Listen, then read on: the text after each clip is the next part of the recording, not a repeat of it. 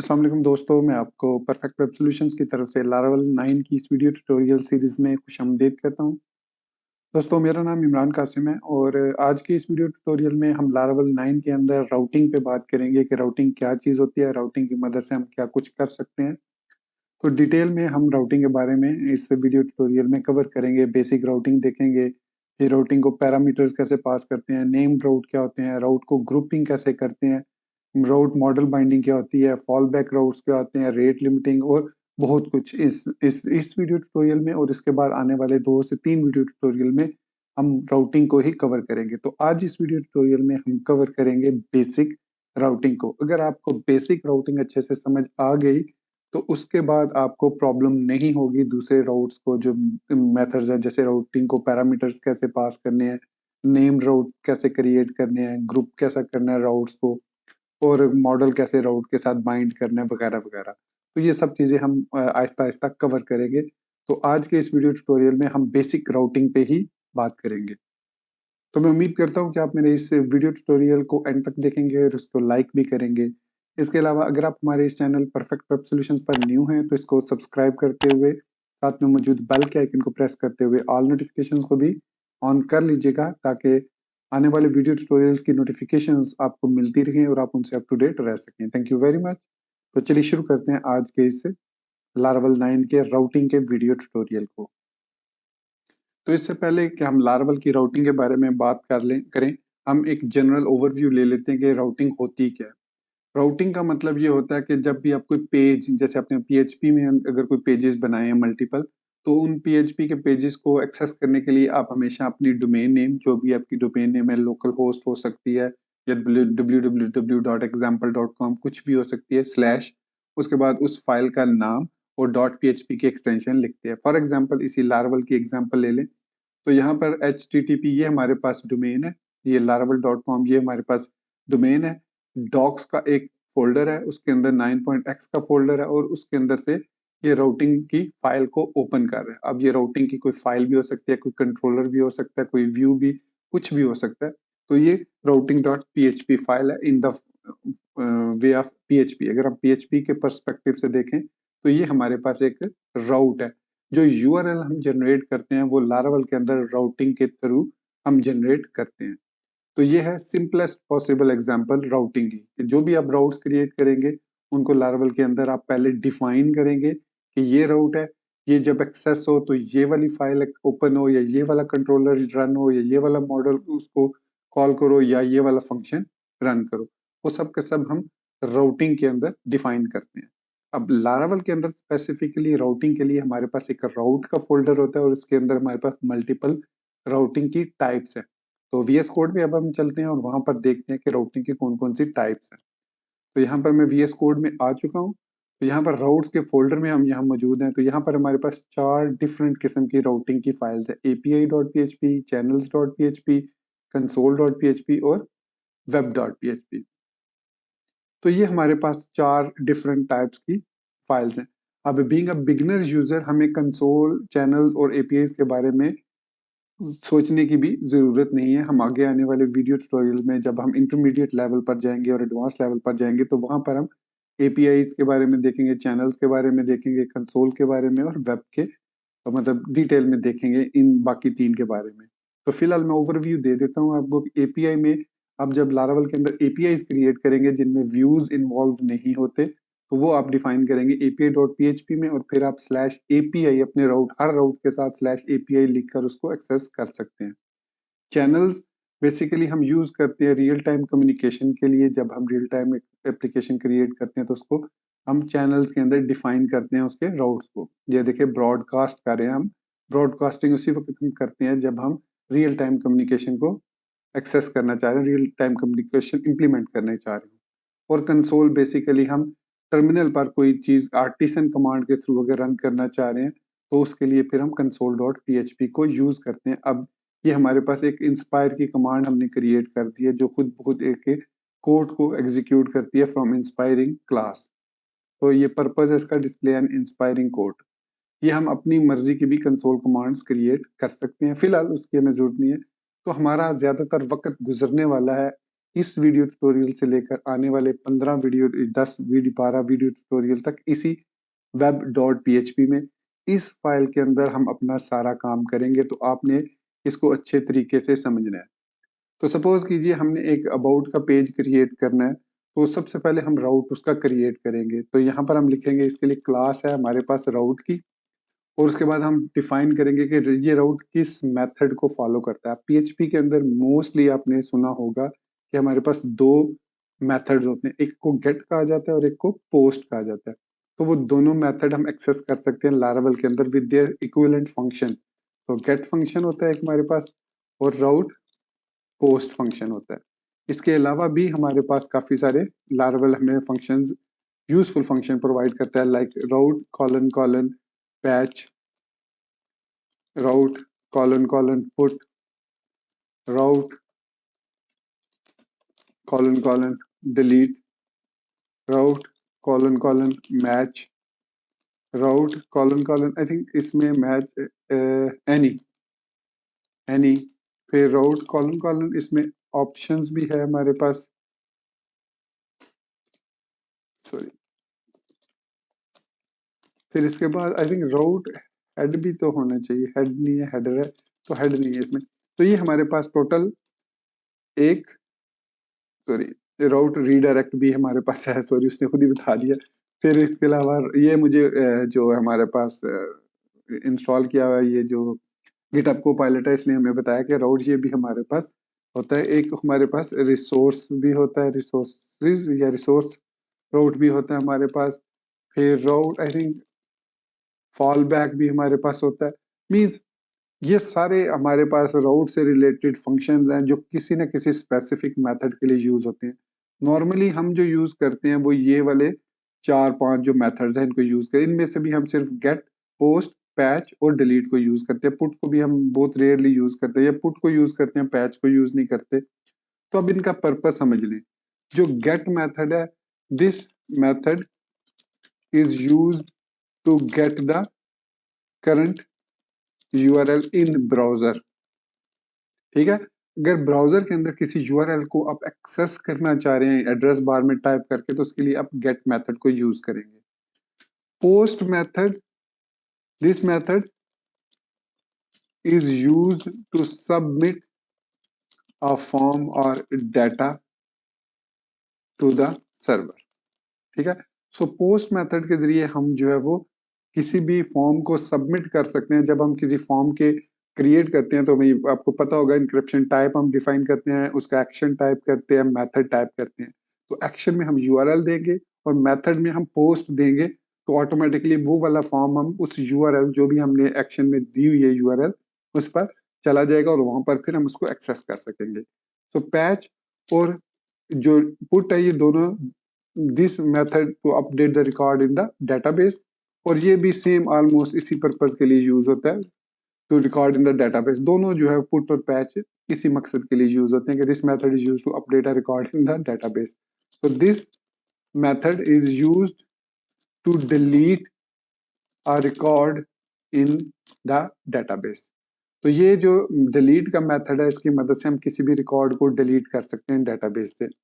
So this method is used to match multiple methods. तो इसमें इस मैच मेथड में हम पहला आर्गुमेंट प्रोवाइड करते हैं, एक एरे ऑफ मेथड, जिसमें हम गेट और पोस्ट, पैच कुछ भी डिफाइन कर सकते हैं। तो वो मैच करेगा कि ये जो हम रिक्वेस्ट सेंड कर रहे हैं कि आया वो यही वाली गेट रिक्वेस्ट है, तो अगर वो मैच करती है तो उसको वो एग्जीक्यूट करेगा, अदरवाइज एग्जीक्यूट नहीं करेगा। So any जो है कि this method used to match any method. So this method is used to match any method. तो कोई भी मेथड है वो इसी any क्लास को कॉल करेगा। इसी तरीके से redirect जो है वो, this method is used to redirect to another URL. तो इसकी मदद से हम redirect कर सकते हैं किसी भी दूसरी URL पर। फॉर एग्जाम्पल इसमें हम दो URLs पास करते हैं, डेस्टिनेशन और स्टेटस। मतलब URI एक हमने दी, दूसरी हमने डेस्टिनेशन दी। तो कोई भी यूजर जब वो वाली URI टाइप करेगा तो ऑटोमेटिकली उसको वो दूसरी डेस्टिनेशन वाली पर रीडायरेक्ट कर देगा। आप चाहे तो 302 स्टेटस दे सकते हैं, परमानेंट और टेम्पररी रीडायरेक्ट का। So this method is used to create resource routes.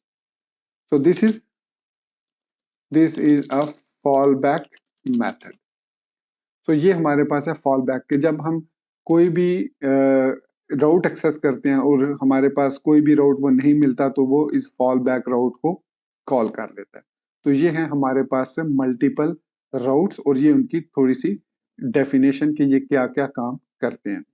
तो अब हम इनकी एग्जाम्पल्स को भी देख लेते हैं। तो मैं एक काम करता हूँ, मैं इन सब को एक दफा कमेंट कर देता हूँ और वन बाय वन मैं आपको इसकी एग्जाम्पल देता हूँ जितनी की पॉसिबल हुई एग्जाम्पल्स।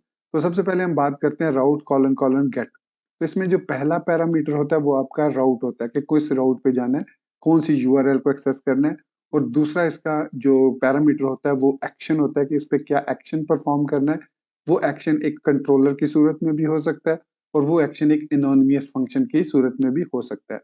तो यहाँ पर अगर आप पहले राउट को देखें तो इसमें स्लैश का मतलब है होम राउट। मतलब जैसे मैं लारावल 9c डॉट टेस्ट लिखता हूँ तो वो ये वाला राउट एग्जीक्यूट करता है। तो सपोज कीजिए कि ये हमारे पास राउट है ही नहीं है, इसकी जगह पर यहाँ पर लिखा हुआ है वेलकम, ठीक है, स्लैश वेलकम। अब क्या होगा कि अब अगर मैं यहाँ पर आता हूँ अपने ब्राउजर के अंदर और यहाँ पर इस लारावल टेस्ट को रीलोड करता हूँ तो देखिए इसने कहा कि 404 नॉट फाउंड, मतलब कि उसको ये राउट नहीं मिला। अब इसी तरीके से अगर मुझे मैं ये कहता हूँ कि ये वाला राउट अगर कोई नहीं मिलता, for example route route get slash sorry not get redirect slash comma slash welcome. तो ये मैंने यहाँ पर रीडायरेक्ट को बता दिया कि रीडायरेक्ट करो इस यूआरएल को वेलकम पर। अब मैं इसको सेव करता हूँ, वापस ब्राउजर में आता हूँ और इसको दोबारा से मैं ये देखिए लारावल 9c टेस्ट को रन करता हूँ तो देखिए ऑटोमेटिकली इसने हमें स्लैश वेलकम पर रीडायरेक्ट कर दिया। तो अगर स्लैश वेलकम भी हमारे पास एक्सेस नहीं होता तो जैसे मैंने यहाँ पर इसको बाय कर दिया, ये बाय है। तो अब अगर मैं इसको रूट को एक्सेस करता हूँ तो यह भी हमें अगेन 404 देगा क्योंकि स्लैश ने इसको रीडायरेक्ट किया वेलकम पर और वेलकम ने देखा कि वेलकम का राउट भी एक्सेसिबल नहीं है तो उसने इसको भी फिर 404 हमें रिटर्न कर दिया। तो इस तरीके से हम जितने भी राउट्स बनाते हैं, राउट हम नॉर्मली जो ब्राउजर में एक्सेस करना चाह रहे हैं वो गेट की मदद से बनाते हैं। उसके बाद सेकंड पैरामीटर में हम एक कॉल बैक एनोनिमस फंक्शन पास कर सकते हैं जैसे हमने ऊपर क्रिएट किया हुआ है। तो इसमें हम एको कर सकते हैं कुछ भी, जैसे एको वेलकम टू लारावल 9, ये मैंने लिख के सेव कर दिया। अब मैं अगर स्लैश वेलकम को ओपन करता हूँ, ये स्लैश वेलकम है, तो देखिए वेलकम टू लारावल 9 हमारे पास लिखा हुआ आ गया। सो राउट की हमारे पास क्लास है जिसके अंदर ये सारे मेथड और इसके अलावा भी मेथड्स जो हैं वो डिफाइन है, जो आप यहाँ पर डॉक्यूमेंटेशन के अंदर आकर रीड आउट कर सकते हैं। यहाँ पर आपको तमाम के तमाम, ये देखिए यहाँ पर भी उसने हमें ये सारे मेथड्स बताए हुए हैं। तो ये देखिए मैच की एग्जांपल दी हुई है, एनी की एग्जांपल दी हुई है उसने। तो अगर आपको ये चीज समझ लग गई है कि राउट क्रिएट किस तरीके से करने हैं तो मेरे ख्याल में ये सारे के सारे भी हमें समझने में कोई भी प्रॉब्लम नहीं होगी। लेकिन अगर आपको इन मेथड्स में से किसी भी मेथड के बारे में कंफ्यूजन हो तो आप इस वीडियो के कमेंट सेक्शन में मुझसे पूछ सकते हैं या फिर आप हमारा सोशल मीडिया नेटवर्क भी ज्वाइन कर सकते हैं।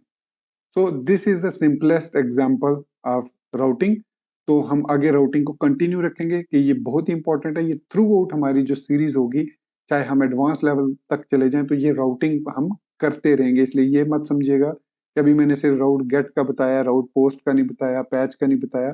जब वक्त आएगा इनको यूज करने का उस वक्त मैं आपको बताऊंगा कि ये क्या काम करते हैं, किस तरीके से इनको यूज किया जाता है। फिलहाल अपने राउट गेट की मदद से मल्टीपल यहाँ पर फंक्शन बनाकर चेक करना है कि राउट आपने गेट स्लैश, इसको हम स्लैश रहने देते हैं, तो स्लैश बाय करेंगे तो एक और फंक्शन को आपने कॉल करना है और इस फंक्शन के अंदर आप रिटर्न करें बाय बाय, ठीक है।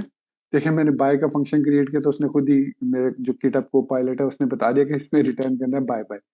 अब एक जगह पर मैंने क्या लिखा है, एको, और दूसरी जगह पर मैंने लिखा है रिटर्न। देखिए फर्क क्या है, इसमें भी उसने बाय बाय डिस्प्ले किया और इसमें भी, दोनों में सेम आउटपुट है, लेकिन जो डिफरेंस वो ये है कि रिटर्न हमेशा आपको जेसन में डाटा रिटर्न करता है, लेकिन एको हम नहीं कर सकते एरे को। फॉर एग्जांपल अगर मैं यहाँ पर रिटर्न कुछ नंबर करता हूँ, जैसे ये है 43, 33, ये कुछ नंबर मैं रिटर्न कर रहा हूँ बाय के साथ, एरे की सूरत में, ये एरे है।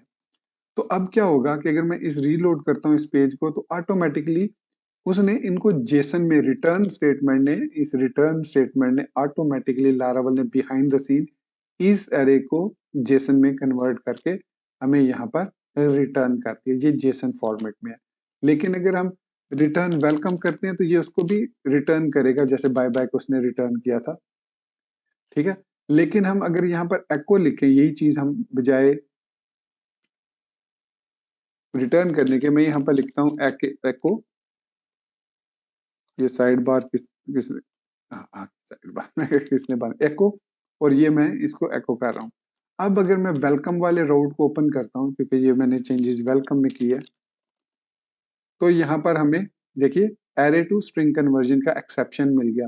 तो ये जो एक्सेप्शन है ये इग्निशन की तरफ से है, जो मैंने लास्ट इंट्रोडक्शन वीडियो में भी आपको बताया था, जो न्यू सीरीज में बताया था। तो ये प्रॉपरली हमें बता रहा है कि कहाँ पर ये एरर, देखिए उसने बकायदा हाईलाइट किया उस लाइन को, ये 20 नंबर लाइन है ऑन राउट डॉट पी, ये देखिए web dot P line number 20 में आपकी एरर है।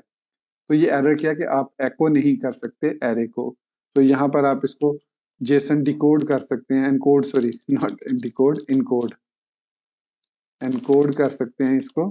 तो जब आप इसको जेसन एनकोड करके एको करेंगे तो अब हमारा एरर ये खत्म हो जाएगा। तो हमें यहाँ पर array in the form of this kind of array मिल जाएगा, as a string, as a text, JSON encode में एज अ टेक्स्ट हमें ये मिल जाएगा एको की से।